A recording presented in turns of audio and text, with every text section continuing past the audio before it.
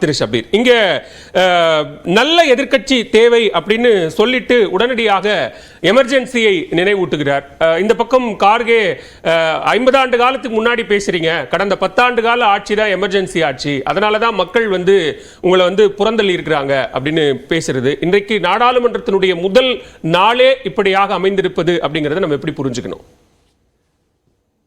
இன்னைக்கு தான் முதல் முறையாக பிரதமர் நரேந்திர மோடி நாடாளுமன்றத்தில் ஒரு எதிர்க்கட்சியை, ஒரு பலமான எதிர்க்கட்சியை சந்திக்கிறார். இது ஒரு வரலாற்று சிறப்புமிக்க நாள் அப்படின்னு நான் சொல்லுவேன். ஓகே, ஏன்னா அவர் பதவியேற்கும் போது, மெம்பராக அவர் பதவியேற்கும் போது கான்ஸ்டியூஷனை எடுத்து காமிக்கிறது அப்படின்றது மீண்டும் அவரை நினைவுபடுத்துகிறாங்க. அதாவது அரசியல் சாசன சட்டம் தான் பிரதானமானது, அரசியல் சாசன சட்டம் தான் உயர்வானது, அதுதான் சுப்ரீம் அப்படின்ற அந்த கருத்தை இன்னைக்கு ஆப்போசிஷன் பார்ட்டி ரொம்ப வலுவாக வச்சுருக்காங்க. நீங்கள் ஒரு ஐகானிக் இது மூவ், அது கான்ஸ்டியூஷனை எடுத்துகிட்டு பாராளுமன்றத்துக்குள்ளே போகிறது அப்படின்றது. ஸோ இன்றைக்கி தான் அந்த எதிர்க்கட்சி வரிசையில் எதிர்க்கட்சிகள்லாம் இருக்கிறாங்க அப்படின்றதை இவங்களை எப்படி சமாளிக்க போகிறோம் அப்படின்ற ஒரு பயம் என்பது பாஜகவுக்கு உருவாகி இருக்கிறது. அதை கண்கூடா இன்னைக்கு அவங்க பார்த்துருக்காங்க அப்படின்ற அந்த காட்சிகள் தான். தேசிய ஜனநாயக கூட்டணி எம்பிக்களினுடைய கூட்டணி கட்சிகளினுடைய அந்த கூட்டத்துக்கு வரும்போதே கான்ஸ்டியூஷன், அரசியலமைப்பு சாசனத்தை தொட்டு வணங்கிட்டு தானே பிரதமர் போனாரு. அப்போ அவரும் அதை மதிக்கிறாரு அப்படின்னு தானே அர்த்தம்? இல்லை, அவர் மதிக்கலை அப்படின்றதுனால தான் இந்த நம்பர்ஸ் வந்திருக்கு. இந்த தேர்தலில் ஒரு மிக முக்கியமான ஃபேக்டர் அப்படின்றது என்ன பார்த்தீங்கன்னா, கான்ஸ்டியூஷனை காப்பாற்றணும் அப்படின்ற அந்த முழக்கம் அப்படின்றது, எதிர்க்கட்சிகள் வைத்த அந்த முழக்கம் என்பது மக்கள் மத்தியில் ரீச் ஆயிருக்கு. ஓகே, நீங்கள் நாட்டில் ஜனநாயகத்தை காப்பாற்றணும், அரசியலமைப்பு சட்டத்தை காப்பாற்றணும், இதெல்லாம் கிராமந்தோறும் போய் வாக்குகளாக மாறுமா அப்படின்ற ஒரு ஐயம் என்பது எதிர்க்கட்சிகளுக்கு இருந்துச்சு. பட் வாக்குகளாக மாறி இருக்கிறது. அதனால தான் இன்னைக்கு அதை அந்த விஷயத்தை மீண்டும் வலியுறுத்துறாங்க. எதற்காக அதை பண்றாங்க அப்படின்னா, உங்களுக்கு புரோடம் ஸ்பீக்கர் இன்னைக்கு அந்த சபையில் இருக்கக்கூடிய ஒரு மூத்த மெம்பர் தான் இருக்க வேண்டும். அதுல கே சுரேஷுடைய பெயர் தான் முதன்மையாக இருக்கு. பட் அவருக்கு அந்த வாய்ப்பு கொடுக்காம அவங்க இன்னொரு நபருக்கு அந்த வாய்ப்பை கொடுக்குறாங்க, இன்னொரு மெம்பருக்கு அந்த வாய்ப்பு கொடுக்குறாங்க. அவர் 7 முறை தான் தேர்ந்தெடுக்கப்பட்டிருக்கிறார். இவர் கே சுரேஷ் 8 முறை. அதில் அவங்க என்ன சொல்றாங்க, சார்ஜ் பண்றாங்க. அதாவது கே சுரேஷ் தலித் கம்யூனிட்டியிலிருந்து வரக்கூடிய ஒரு நபர் என்பதால நீங்க அந்த வாய்ப்பை அவங்களுக்கு கொடுக்கல அப்படின்னு அவங்க சார்ஜ் பண்றாங்க. அதனாலதான் ஜே.பி. நட்டா என்ன பண்றாரு, மல்லிகார்ஜுன கார்கேக்கு ஒரு கடிதம் எழுதுகிறார். இந்த கள்ளக்குறிச்சி விவகாரம் தொடர்பாக நீங்க தலித்களுக்கு என்ன பண்ணிட்டீங்க, அங்க இவ்வளவு பேர் பாதிக்கப்பட்டிருக்காங்க, எப்படி அரசியல் பண்றாங்க அப்படின்றது இதுல இருந்தே நம்ம புரிஞ்சுக்கணும். அப்போ உங்களுக்கு ஒரு வலுவான எதிர்க்கட்சி இன்னைக்கு பாஜகவை எதிர்ப்பதற்கான எதிர்க்கு அந்த கோரிக்கைகளை, நட்டாவுடைய கோரிக்கை நியாயம் இல்ல அப்படிங்கிறீங்களா? இல்ல நியாயம் இல்ல. நீங்க இத ஒரு 2 நாள் முன்னாடி ஏன் பண்ணல? கரெக்டா இன்னைக்கு கடிதம் எழுதுகிறாரு. இந்த சம்பவம் எப்ப நடந்துச்சு? 3 நாள் முன்னாடி நடந்துச்சு இல்லையா? ஒரு கண்டன குரலும் அவர்கிட்ட இருந்து வரலையே. தமிழ்நாடு பாஜக கண்டிக்கதானே, தமிழக பாஜக கண்டிக்கிறாங்க. தேசிய தலைமை அதை பற்றி பேசவில்லையே. இங்க தமிழ்நாடு பாஜக தலைவர் சொன்னாரு, எங்க கிட்ட ரிப்போர்ட் கேட்டிருக்காங்க, உள்துறை அமைச்சர் ரிப்போர்ட் கேட்டிருக்காங்க. யாரு உள்துறை அமைச்சர்? பாஜக ஏன் ரிப்போர்ட் கேட்கணும்? இங்க என்ன நடக்குது, பாஜகவுக்கும் என்ன சம்பந்தம்? இல்ல, இங்க என்ன நடக்குது அப்படிங்கிற ஒரு தகவலை கட்சி தலைவர், மாநில தலைவர் என்ன நடக்குதுங்கிற ஒரு மாநில தலைவர் தேசிய தலைமைக்கு வேணா ரிப்போர்ட் கொடுக்கலாமே தவிர மாநில தலைவர் உள்துறை அமைச்சருக்கு ரிப்போர்ட் கொடுக்க முடியாது. ரெண்டாவது, இங்க இருக்கக்கூடிய மாநில தலைவர் குழம்பி போயிருக்கிறார்.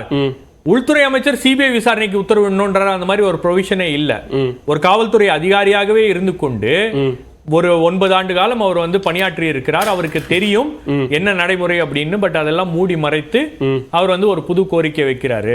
அப்ப ஏதோ ஒரு இடத்துல இன்னைக்கு பாஜகவுக்கு ஒரு பயம் அப்படின்றது உருவாகி இருக்கிறது. அதுதான் இன்னைக்கு பிரதானமாக தெரிகிறது. பிரைம் மினிஸ்டர் நட்டா ஒரு நீங்க சொன்ன அந்த 3 நாட்கள் காத்திருந்து பார்த்தாரு. காங்கிரஸ் தரப்பிலிருந்து எந்த எதிர்வினையும் மாற்றப்படல, யாரும் எதுவும் பேசல. அப்படியான சூழல்ல அவர் கேட்கிறாரு, ஏன் யாருமே இது வரைக்கும் வாய் திறக்கல? இந்தியா கூட்டணியில இடம் பெற்றிருக்கிறீங்களே, திமுக அரசு ஆட்சியில் அங்க இவ்வளவு பெரிய கொடூரம் நடந்திருக்கிறது, உயிரிழப்பு நடந்திருக்கு, ஏன் ராகுல் காந்தி போல, ஏன் பிரியங்கா காந்தி போகல, ஏன் பார்க்கல அப்படின்னு கேட்கிறாரு. அந்த கேள்வியில நியாயம் இல்லையா? இல்ல, அவர் கேட்கறதுக்கான எல்லா உரிமைகளும் இருக்கு. ஒரு 3 நாள் முன்னாடி கேட்டிருக்கலாமே, ஏன் அதை செய்யவில்லை அப்படின்றதுதான் இருக்கக்கூடிய ஒரு கேள்வி. அதுல ஒரு அரசியல் நடவடிக்கை அப்படின்றது இருக்கிறது. ஏன்னா உங்களுக்கு எதிர்க்கட்சிகளை அவங்க பின்னுக்கு தள்ளணும், எதிர்க்கட்சிகளுக்கு ஒரு கேள்வியை முன்வைக்கணும்ன்றதுக்காக இந்த விஷயத்தை அவங்க கையில எடுத்திருக்காங்க அப்படின்னு தான் நான் பாக்குறேன். ரெண்டாவது, உங்களுக்கு என்னன்னா, உங்களுக்கு இந்த நீட் தேர்வு எதுக்கு ரத்தாச்சுன்னு நினைக்கிறீங்க?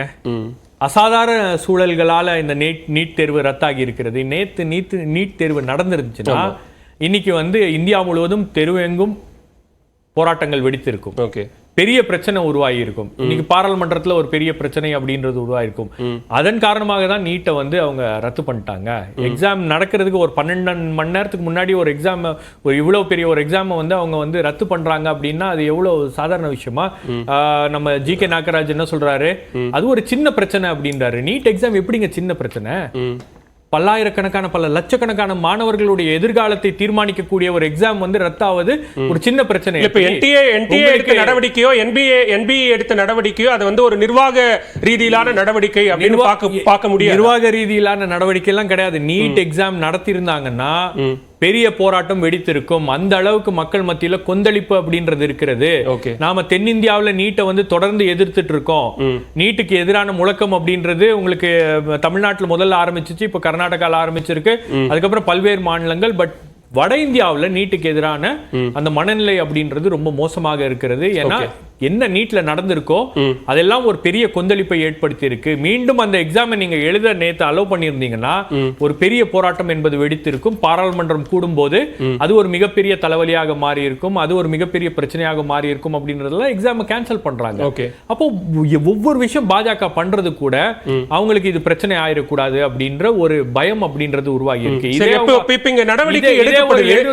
நடவடிக்கை எடுக்கப்படுற விஷயத்தை மீண்டுமாக நாடாளுமன்றத்தில் வந்து எதிர்க்கட்சிகள் குரல் எழுப்பி அதை பிரச்சனையாக மாற்றும் போது நாடாளுமன்ற நடவடிக்கைகள் பாதிக்கப்படும். பண்ணாதீங்க, இடையூறு பண்ணாதீங்க அப்படின்னு பிரதமர் இல்ல நீட்ல அவங்க எடுத்த நடவடிக்கை என்ன அப்படின்றது, எவ்வளவு கால தாமதமாக அந்த நடவடிக்கை அப்படின்றது இருந்துச்சு. பேப்பர் லீக்கே நடக்கல அப்படின்னு எஜுகேஷன் மினிஸ்டர் சொல்றாரு. எப்படி சொன்னாரு? ரெண்டாவது எஜுகேஷன் மினிஸ்டர் தான் அது இன்ஸ்டிடியூஷனல் ஃபெயிலியர்னு ஒத்துக்கிட்டாரு. பின்னாடி ஒத்துக்கிட்டாரு. பின்னாடி அவர் ஏன்னா அவரால் அதுக்கு மீறி அதுக்கு வந்து எந்த ஜஸ்டிபிகேஷனும் அவரால் கொடுக்க முடியல. ஒரு தவறு நடந்திருக்கிறது அப்படின்னும் போது அதுக்கு எதிராக ஒரு ஜஸ்டிபிகேஷன் அவரால் கொடுக்க முடியலன்றதுனால தான் ஒத்துக்கிறாங்க. இப்போ என்டிஏ உடைய சேர்மன் ஏன் வந்து ரிசைன் பண்ண வச்சாங்க? அவர் முன்னாடியே ரிசைன் பண்ணிருக்கலாமே. இந்த குளறுபடிகளுக்கெல்லாம் அவர் தான் காரணம், அவங்களே விசாரிப்பாங்க அப்படின்றது தான் முதல்ல இருந்த நிலை. இப்போ எப்படி அது சிபிஐ விசாரணைக்கு போச்சு?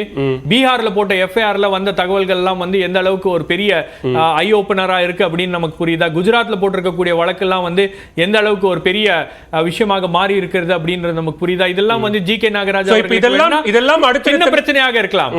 பட் மற்றவர்களுக்கெல்லாம் இது அவங்களுடைய வாழ்வாதார பிரச்சனை. அடுத்தடுத்த நாட்கள்ல நாடாளுமன்றத்தில் எதிரொலிக்கும் அப்படிங்கறத இப்ப முன்கூட்டியே கணித்து இப்படியான ஒரு கோரிக்கையை பிரதமர் முன்வைக்கிறாரு. நல்ல எதிர்க்கட்சி வேணும், ஆக்கப்பூர்வமா இருங்க, ஒத்துழைப்பு கொடுங்க அப்படிங்கிற கோரிக்கை கொஞ்சம் ஸ்டெப் டவுன் அப்படிங்கிற மாதிரி அதை பார்க்கணுமா? அதாவது பிரதமர் இதுவரைக்கும் வந்து எனக்கு தெரிஞ்சு நாடாளுமன்ற எதிர்கட்சிகளுக்கெல்லாம் இந்த அளவுக்கு இறங்கி போய் வேண்டுகோள்லாம் வந்து விடுத்ததில்லை.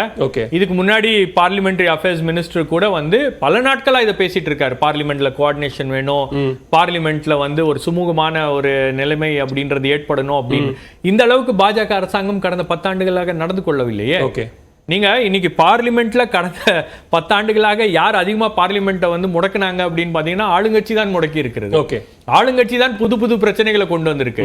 அதாவது ராகுல் காந்தி ஒரு சைகை பண்ணிட்டார் அப்படின்னா அது வந்து ஒரு மிகப்பெரிய குற்றமாகவும் அது வந்து பெண்களை கொச்சப்படுத்தினார் அப்படின்ட்டுலாம் வந்து போராட்டம் பண்ணியிருக்காங்க. அந்த அளவுக்கு வந்து இன்னைக்கு பாராளுமன்ற நடவடிக்கையை வந்து தரம் தாழ்ந்த ஒரு நடவடிக்கையாக மாற்றி இருந்தார்கள் கடந்த 10 ஆண்டுகள். இன்னைக்கு அவர்களுக்கு எதிர்கட்சிகள் தேவைப்படுகிறது. Because they have to do business. 2017ஆம் ஆண்டு வெங்கையா நாயுடு அவர்கள் ராஜ்யசபாவுடைய தலைவராக பதவியேற்கும் போது ஒரு விஷயத்தை சொன்னாரு. அதாவது if the ruling party has the power, ruling partyக்கு பவர் இருக்கு அப்படின்னா the opposition must at least have its say. ஆப்போசிஷனுக்கு அவங்களுடைய வாதங்களை முன்வைப்பதற்கான ஒரு குறைந்தபட்சம் இடமாச்சும் கொடுக்க வேண்டும் அப்படின்றது தான் வந்து ஒரு மினிமம் கோரிக்கையாக இருந்துச்சு. அதுதான் வந்து கன்வென்ஷன், அதுதான் வந்து பார்லிமெண்ட் நடத்துவதற்கான அடித்தளம். கடந்த 10 ஆண்டுகள்ல அது இல்ல. ஆப்போசிஷனுக்கு என்ன பிசினஸ் நடக்குது அப்படின்றதே 10 நிமிஷம் முன்னாடி தான் தெரியும், வேற யாருக்கும் தெரியாது. அப்போ அந்த நடவடிக்கைகள் எல்லாம் இனி நடக்காது அப்படின்றதுனாலதான் இன்னைக்கு ஒரு பயம் அப்படின்றது உருவாகி இருக்கு.